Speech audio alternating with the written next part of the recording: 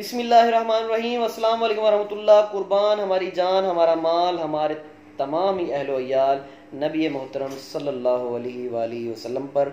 उम्मीद है जी आप सभी खैर से होंगे। मेरी बताई हुई एहतियात, हिदायत और नुस्खात पे अमल करके एक सेहतमंद और खुशगवार ज़िंदगी आप लोग गुजार रहे होंगे। मैं हूँ हकीम हाफिज अब्दुल और आप देख रहे हैं मेरा यूट्यूब चैनल। आज का जो मौजू है उसकी तरफ चलता हूँ। बहुत ज़्यादा मुझे जो है वो कॉल्स आती हैं, मैसेजेस आते हैं। वो लोग जो है वो पूछते हैं कि हकीम साहब इसी तरीके से टीबी हुई, उसके बाद जो है वो कोर्स कर लिया, फिर दोबारा असरात आए, हमने फिर कोर्स कर लिया। लोगों ने बेचारों ने 2-2 3-3 बार जो है वो उसका कोर्स करते हैं, उसके असरात बार बार आते हैं। क्लियर हो चुकी है लेकिन खांसी और सेहत की कैफियत नहीं बन रही, और खांसी जो है वो मुसलसल जो है वो रहती है। और हालांकि बार बार जाके टेस्ट कराते हैं तो टीबी जो है वो क्लियर होती है, खून के अंदर नहीं आती, और न बलगम में आती है शो होती है, न खून में शो होती है। और लेकिन आपके जो खांसी है वो नहीं ख़त्म हो पा रही, और आपके जो है वो मुसलसल बार बार जिस्म में बुखार की कैफियत, जिस्म का गर्म रहना। तो वो देखें, फेफड़ों की सोजिश है वो बार बार जो है वो आपको हो सकती है, किस्म का जरसूमा भी इसको ख्याल किया जा सकता है। मैं उसकी तफसील में नहीं जाता, वीडियो लेंथी हो जाएगी। मैं आज आपको उसका इलाज बताने लगा हूँ, और इलाज वो कि जिनको क्लियर हो चुकी है वो भी इस्तेमाल कर सकते हैं, जिनको है वो भी इस्तेमाल कर सकते हैं। और न सिर्फ क्लियर होगी टीबी, बल्कि इसके साथ साथ आपको जो खांसी मुसलसल, जिनको जो है वो क्लियर होने के बाद भी खांसी नहीं ख़त्म हो पाती, और जिनको जो है वो मुसलसल जो है वो जिस्म में गरमाइश और सेहत का ना बनना, जिस्म का वैसे ही सूखा और लागरपन, वो इंशाल्लाह सारी कैफियत को ख़त्म करेगा। साबिर मुल्तानी रहमतुल्लाह अलैह का नुस्खा है, हुक्मा के तमाम के उस्ताद हैं।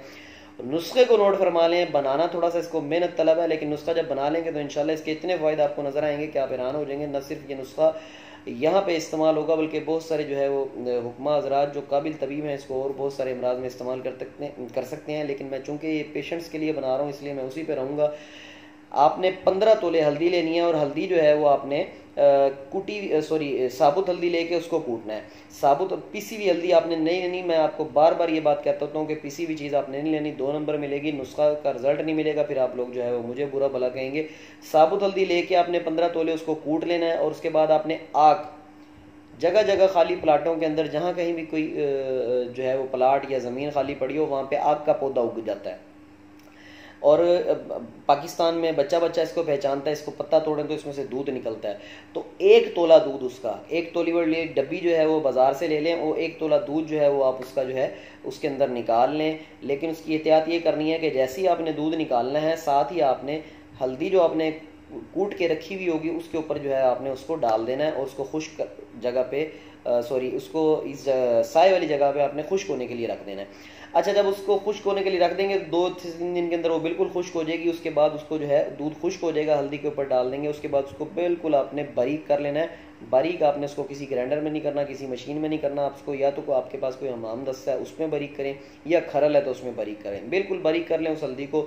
500 mg वाले खाली कैप्सूल ले लें, 1 कैप्सूल सुबह और 1 कैप्सूल शाम। 1 कैप्सूल सुबह और 1 कैप्सूल शाम। खाना खाने के घंटे के बाद आप नीम गर्म दूध से ले लें।